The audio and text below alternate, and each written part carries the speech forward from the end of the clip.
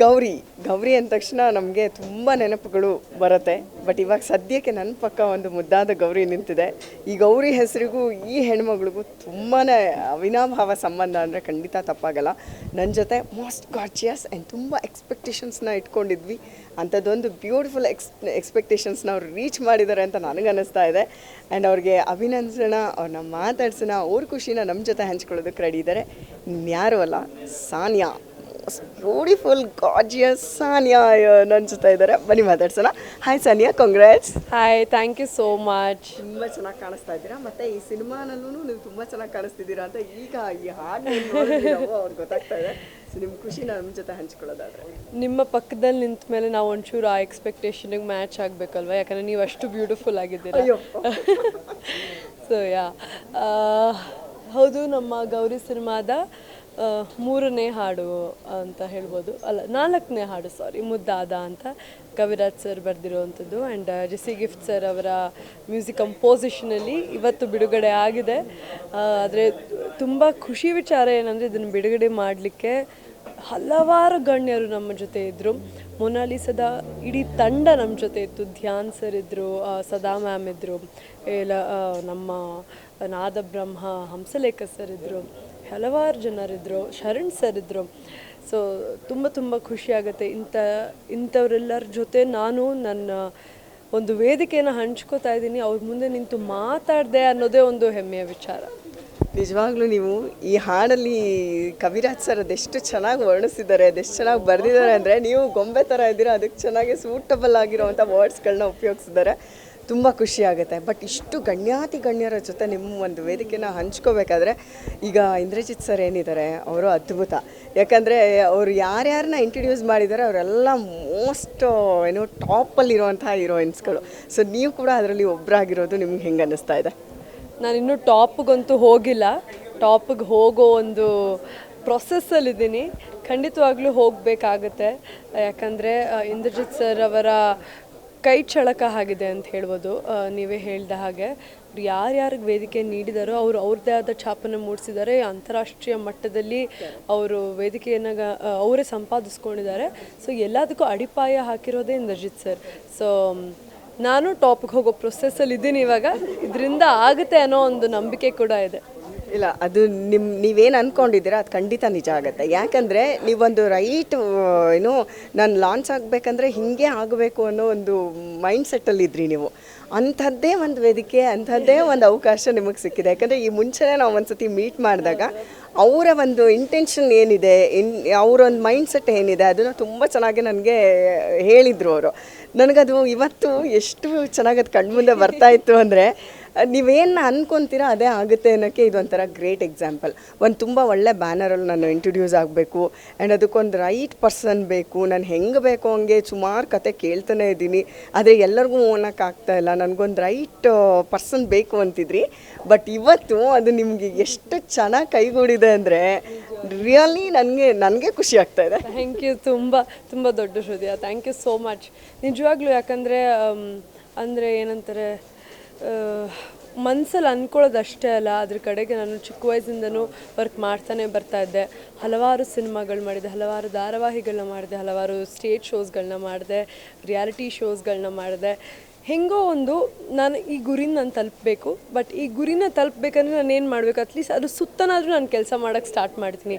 ಹಾಗಾದರೂ ಒಂದು ಅವಕಾಶ ಸಿಗುತ್ತೆ ಅಲ್ವಾ ಅಂತ ಹಾಗೆ ಗುರುತಿಸ್ಕೊಂಡಿದ್ದು ನಾನು. ಸೊ ಏನಂತಾರೆ, 6 ಹೊತ್ತನ್ನ ತನ್ನದು 7ನೇದು ದೇವ್ರಿಚ್ಛೆ ಅಂತ ಹೇಳ್ತಾರೆ. ಸೊ ಹಾಗೆ ಅಂಥ ಒಳ್ಳೆ ಸಮಯದಲ್ಲಿ ಮೂಡಿ ಬಂದಿದ್ದು Gowri. All thanks to Indrajit sir ಅಂತ ಹೇಳ್ಬೋದು. ಇನ್ನೊಂದೇನೆಂದರೆ ಸಾನಿಯಾ, ಇವಾಗ ಯಾರೇ ಆಗಲಿ ಇಂಥದ್ದೊಂದು ಡ್ರೀಮ್ ಅನ್ನೋದು ಏನಿರುತ್ತೆ, ಕನಸನ್ನ ಕಾಣಬಹುದು, ಆದರೆ ಅದು ನನಸು ಎಲ್ರಿಗೂ ಆಗಲ್ಲ. ಚೈಲ್ಡ್ ಆರ್ಟಿಸ್ಟ್ಗಳು ಬೇಕಾದಷ್ಟು ಜನ ಇದ್ದಾರೆ. ಎಷ್ಟು ಜನಕ್ಕೆ ನಿಮ್ಮ ಥರ ಒಂದು ಅವಕಾಶ ಸಿಕ್ಕಿದೆ? ಖಂಡಿತ ಅದು ಕೆಲವ್ರಿಗೆ ಮಾತ್ರ. ಈ ಸುಧಾರಾಣಿಯವರು, ಅಮೂಲ್ಯ ಅವರು, ಒಂದಷ್ಟು ಬೆರಳೆಣಿಕೆಯಷ್ಟು ಜನರಿಗೆ ಮಾತ್ರ ಈ ಅವಕಾಶ ಸಿಕ್ಕಿರೋದು. ಅಂಥದ್ದು ಒಂದು ಅವಕಾಶ ದೇವರು ನಿಮಗೂ ಕೊಟ್ಟಿದ್ದಾನೆ ಇವತ್ತು. ಸೊ ಈ ಅವಕಾಶದ ಬಗ್ಗೆ ದೇವ್ರಿಗೊಂದು ಥ್ಯಾಂಕ್ಸ್ ಹೇಳೋದಾದರೆ ಹೆಂಗೆ ಹೇಳ್ತೀರಾ ನೀವು? ದೇವರಿಗೆ ಇವತ್ತೇನು ಪ್ರತಿದಿನ ಥ್ಯಾಂಕ್ಸ್ ಹೇಳೋದೆ ಅವನಿಗೆ. ಯಾಕಂದರೆ ಏನಂತಾರೆ, ನಾನು ಯಾವಾಗಲೂ ಏನು ನಂಬ್ತೀನಿ ಅಂದರೆ, ನಾನು ಕಲ್ತ್ಕೋತೀನಿ ಇಲ್ಲ ಬೆಳಿತೀನಿ. ನನ್ನ ಜೀವನದಲ್ಲಿ ಸೋಲಿಲ್ಲ ಅನ್ನೋದು ನಾನು ನಂಬೋದು.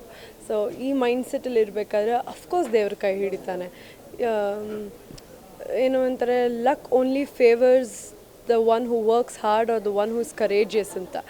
ಸೊ ನೀವು ನಾನು ನಿಂತಲ್ಲೇ ನಿಂತು ನನಗೆ ಅವಕಾಶಗಳು ಹುಡ್ಕೊಂಡು ಬರಲಿ ಅಂದರೆ ಬರಲ್ಲ. ಅದ್ರ ಕಡೆಗೆ ಕೆಲಸ ಮಾಡಬೇಕು. ಸುಧಾರಾಣಿ ಮ್ಯಾಮ್ ಆಗಿರಲಿ ಅಥವಾ ಅಮೂಲ್ಯ ಅವರಾಗಿರಲಿ, ಅವ್ರಿಗೆ ಅವಕಾಶ ಸಿಕ್ಕಿದ ಮೇಲೂ ಕೂಡ ಅವ್ರವ್ರನ್ನ ಪ್ರೂವ್ ಮಾಡಿಕೊಂಡು ಅಷ್ಟು ವರ್ಷಗಳ ಕಾಲ ಇಂಡಸ್ಟ್ರಿನ ರೂಲ್ ಮಾಡಿದ್ದಾರೆ ಅವರು.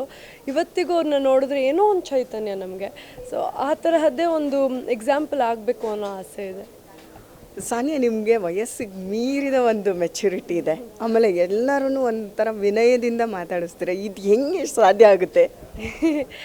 ಏನು ಅಂದರೆ, ನಾನು ಏನು ಬೆಳೆದೇ ಇಲ್ಲ ಜೀವನದಲ್ಲಿ. ನಾನು ಬೆಳೆದ್ರೂ ಕೂಡ ಪ್ರಾಬಬ್ಲಿ ಇನ್ನೂ ಹಿಂಗೆ ಇರ್ತೀನಿ ಅನಿಸುತ್ತೆ. ನನ್ನ ಮೊದಲನೇ ಹೆಜ್ಜೆ ಇದು. ಮೊದಲನೇ ಹೆಜ್ಜೆಗೆ ನಾನು ನನಗೆ ಹೆಡ್ ವೆಯ್ಟು, ನಾನು ಏನೋ ಒಂದು ಜೀವನದಲ್ಲಿ ಮಾಡಿಬಿಟ್ಟಿದ್ದೀನಿ ಅಂತ ಅನ್ನೋ ಒಂದು ಭಾವನೆ ಇದ್ದರೆ ನಾನು ಮುಂದಕ್ಕೆ ಹೋಗೋಕ್ಕೆ ಸಾಧ್ಯವೇ ಇಲ್ಲ ಅನಿಸುತ್ತೆ.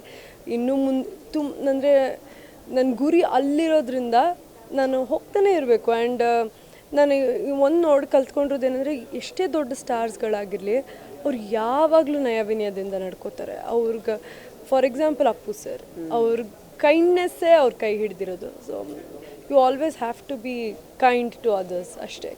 ಇದೆಲ್ಲ ಹೆಂಗೆ ಅಂದರೆ ಹೆಂಗೆ ಗಟ್ಟಿಸ್ತು ಈ ಒಂದು ನನಗೇನೋ ನೀವು ಈ ಇಂದ್ರಜಿತ್ ಅವ್ರ ಕಣ್ಣಿಗೆ ಹೆಂಗೆ ಬಿದ್ರಿ? ಅಫ್ಕೋರ್ಸ್ ನೀವು ಬಿಗ್ ಬಾಸಲ್ಲಿ ಬೇಜಾನ್ ಹೆಸರು ಬಂದುಬಿಟ್ಟಿದ್ರಿ, ಅದೆಲ್ಲ ಸೆಕೆಂಡ್ರಿ. ಆದರೆ ಒಂದು ಕನೆಕ್ಷನ್ ಇರುತ್ತೆ. ಸೊ ಅದು ಕನೆಕ್ಟ್ ಆಗಿದೆ ಹೆಂಗೆ ನಿಮಗೆ ಮತ್ತು ಈ ಒಂದು ಟೀಮ್ ಜೊತೆ ನಿಮ್ಮ ಕನೆಕ್ಷನ್ ಹೆಂಗೆ ಶುರುವಾಯಿತು? ಅಂದರೆ ನಾನು ಯಾವುದೋ ಒಂದು ಚಾರಣ ಮುಗಿಸ್ಕೊಂಡು ಬೆಂಗಳೂರಿಗೆ ಬರ್ತಿದ್ದೆ. ಕಾಶ್ಮೀರದಲ್ಲಿದ್ದೆ. ಬೆಂಗಳೂರಿಗೆ ಬಂದ ತಕ್ಷಣ ಹೀಗೆ ಒಂದು ಕಾಲ್ ಬಂತು. ಓಕೆ, ಕೇಳ್ತೀನಿ ಸರ್, ಕತೆ ಒಂದು ಕೇಳ್ತೀನಿ. ಕತೆ ಕೇಳಿ ಒಂದು ಸಣ್ಣ ಎಳೆ ಹೇಳಿದ್ರು. ಎಳೆ ಹೇಳ್ತಿದ್ದಂಗೆ ನನಗೆ ಇಲ್ಲ ಅಂತ ಹೇಳೋಕ್ಕಾಗಲಿಲ್ಲ. ಯಾಕಂದರೆ ಒಂದು ಇಂದ್ರಜಿತ್ ಲಂಕೇಶ್ ಸರ್, ಇನ್ನೊಂದು ಆ ಕಥಾಹಂದ್ರ ಅಷ್ಟು ಅದ್ಭುತವಾಗಿತ್ತು. ಆ್ಯಂಡ್ ನನಗೆ ಯಾವಾಗಲೂ ಏನು ಆಸೆ ಇತ್ತು ಅಂದರೆ, ಹೀರೋಗೆ ಪಾತ್ರಗಳಿಗೆ ಸಿನಿಮಾಗಳಲ್ಲಿ ಎಷ್ಟು ತೂಕ ಇರುತ್ತೋ ಒಂದು ಹೀರೋಯಿನ್ ಪಾತ್ರಕ್ಕೂ ಕೂಡ ಅಷ್ಟೇ ತೂಕ ಇರಬೇಕು, ಕ್ಯಾರೆಕ್ಟರ್ ಆರ್ಕ್ ಇರಬೇಕು ಅಂತ. ಅದೇ ತರಹ ಇತ್ತು. ಆ್ಯಂಡ್ ಅದಾದಮೇಲೂ ನಾನು ಇಲ್ಲ ಅಂತ ಹೇಳಿದ್ರೆ ನಾನು ದಡ್ಡಿ ಆಗ್ತೀನಿ. ಸೊ ಯಾ, ಅಫ್ಕೋರ್ಸ್ ಅದೊಂದು ಪರ್ಫೆಕ್ಟ್ ಟೈಮಲ್ಲಿ ಬಂತು. ಏನಂದರೆ, ಯಾವುದೋ ಒಂದನ್ನು ನೀವು ತುಂಬ ಹುಡುಕ್ತಾ ಹೋದರೆ ಅದು ನಿಮ್ಮ ಕೈಗೆ ಸಿಗಲ್ಲ. ಅದು ಇನ್ನೂ ದೂರಕ್ಕೆ ಹೋಗ್ತಾನೆ ಇರುತ್ತೆ. ಎಲ್ಲ ದೇವ್ರ ಮೇಲೆ ಭಾರ ಹಾಕಿ ನನ್ನ ಜೀವನ ನಾನು ಏನು ಮಾಡಬೇಕು, ಇವತ್ತು ಗೋಲ್ ನಂದು ಏನಿದೆ ಅದನ್ನು ನಾನು ಫಸ್ಟ್ ಮೀಟ್ ಆದರೆ ಸಾಕು ಅನ್ನೋ ಒಂದು ಭಾವನೆಯಲ್ಲಿದ್ದರೆ ನಿಮ್ಮ ಕನಸುಗಳು ತಾನಾಗೆ ನಿಮ್ಮನ್ನು ಹುಡ್ಕೊಂಡು ಬರುತ್ತೆ ಅಂತ ಹೇಳ್ಬೋದು. ಇಂದ್ರಜಿತ್ ಸರ್ಗೆ ಹೀರೋಗಳು ಕಥೆಗಳು ಎಷ್ಟು ಇಂಪಾರ್ಟೆಂಟು, ಹೀರೋಯಿನ್ನ ಒಂದು ರೋಲ್ ಕೂಡ ಅಷ್ಟೇ ಇಂಪಾರ್ಟೆಂಟ್. ಈಗ ಎಕ್ಸಾಂಪಲ್ ಮೊನಾಲಿಸಾ. ಈಗ ಸದಾ ಅನ್ನೋ ಒಂದು ಹೆಣ್ಮಗಳು ಇನ್ನು ಮನೇಲಿ ಕೂತ್ಕೊಂಡು ಆರಾಮಾಗಿ ಮಿಡಲ್ ಕ್ಲಾಸ್ ಫ್ಯಾಮಿಲಿ ಹುಡುಗಿ ಹೆಂಗಿರ್ತಾರೆ ಹಂಗಿದ್ರಂತೆ. ಆಗ ಮನೆಗೆ ಹೋಗಿ ಅವ್ರನ್ನ ಇಂಟರ್ವ್ಯೂ ಮಾಡಿ ಅವ್ರನ್ನ ಸೆಲೆಕ್ಟ್ ಮಾಡಿ ಇವತ್ತು ಅವ್ರ ಕೈಗೆ ಸಿಗದೇ ಇರೋಷ್ಟು ಅವ್ರು ಬೆಳೆದ್ಬಿಟ್ರು. ಆಗ ಆಲ್ಮೋಸ್ಟ್ ಅವ್ರದ್ದು ಎಲ್ಲ ಡೇಟ್ಸು ಬ್ಲಾಕ್ ಆಗಿತ್ತು ಆ ಟೈಮಲ್ಲಿ ಅಂತ ಕೇಳ್ಪಟ್ಟಿದ್ದೀವಿ. ಬ್ಯಾಕ್ ಟು ಬ್ಯಾಕ್ ಸಿನಿಮಾಗಳನ್ನ ಮಾಡಿದ್ರು, ಸೌತಲ್ಲಿ ಅಷ್ಟು ಭಾಷೆಗಳಲ್ಲಿ ನಟಿಸ್ಬಿಟ್ರು. ಸೊ ಈಗ ನಿಮಗೆ ಮೊನಾಲಿಸಾ ಒಂದು ಟೀಮ್ ಜೊತೆ ಇವತ್ತು ಸ್ಟೇಜ್ನ ಶೇರ್ ಮಾಡಿದ್ರು, ಏನು ಫೀಲ್ ಮಾಡ್ತಿದ್ದೀರಾ? ನಿಜವಾಗ್ಲೂ, ಯಾಕಂದರೆ ಅಷ್ಟು ಜನ ದಿಗ್ಗಜರು. ಧ್ಯಾನ್ ಮೇಲೆ ನನ್ನ ಚಿಕ್ಕ ವಯಸ್ಸಲ್ಲಿ ಒಂದು ಪುಟ್ಟ ಕ್ರಶ್ ಇತ್ತು. ಅವ್ರು ಆ್ಯಕ್ಟಿಂಗ್ ನಿಲ್ಲಿಸ್ಬಿಟ್ಟಾಗ ಅಯ್ಯೋ ಯಾಕಪ್ಪ ಆ್ಯಕ್ಟಿಂಗ್ ನಿಲ್ಲಿಸ್ಬಿಟ್ರು ಅಂತ ಅನಿಸ್ತಾಯಿತ್ತು ನಮಗೆ. ಯಾಕಂದರೆ ಅವ್ರನ್ನ ಮೊನಾಲಿಸಾ ಆಗಿಲ್ಲ, ಆವಾಗಲೇ ಹೇಳಿದೆ ಸ್ಟೇಜ್ ಮೇಲೆ, ಯೂಟ್ಯೂಬಲ್ಲಿ ಬೆಳಗ್ಗೆ ಸ್ಕೂಲ್ಗೆ ಹೋಗೋಕ್ಕೆ ಮುಂಚೆ ಈ ಹಾಡುಗಳನ್ನೆಲ್ಲ ಪ್ಲೇ ಮಾಡೋರು. ಮೊನಾಲಿಸಾ ಅಂತವನ್ನ ನಾವು ಹುಚ್ಚದು ಕುಣಿತಾ ಇದ್ವಿ. ಅದು ಹಾಡು ನೋಡಿಕೊಂಡೇ ಹೋಗಬೇಕು ಅಂತ ಸ್ಕೂಲಲ್ಲಿ ಗುನುಗ್ತಾ ಇದ್ವಿ. ಹಾಗೆ ಧ್ಯಾನ್ ಅವರ ಅಮೃತಧಾರೆ ಮೂವಿ ನೋಡಿದಾಗ ಹಬ್ಬ ಈ ಥರ ಇರಬೇಕು ಅಂತ ಒಂದು ಲವ್ ಸ್ಟೋರಿ ಅಂದರೆ ಹಿಂಗಿರಬೇಕು ಅನ್ನೋ ಒಂದು ಕನಸುಗಳು ಹುಟ್ಟಾಗ್ತಿದ್ವು. ಸೊ ಈ ಥರನ ನೋಡ್ಕೊಂಡು ಬೆಳೆದಾಗ ಅವ್ರನ್ನ ಕಣ್ಣೆದ್ರಿಗೆ ನೋಡಿದಾಗ ಅವ್ರು ಇನ್ನೂ ಹೀಗೆ ಇದ್ದಾರಲ್ಲ ಅಂತ ಅನಿಸುತ್ತೆ.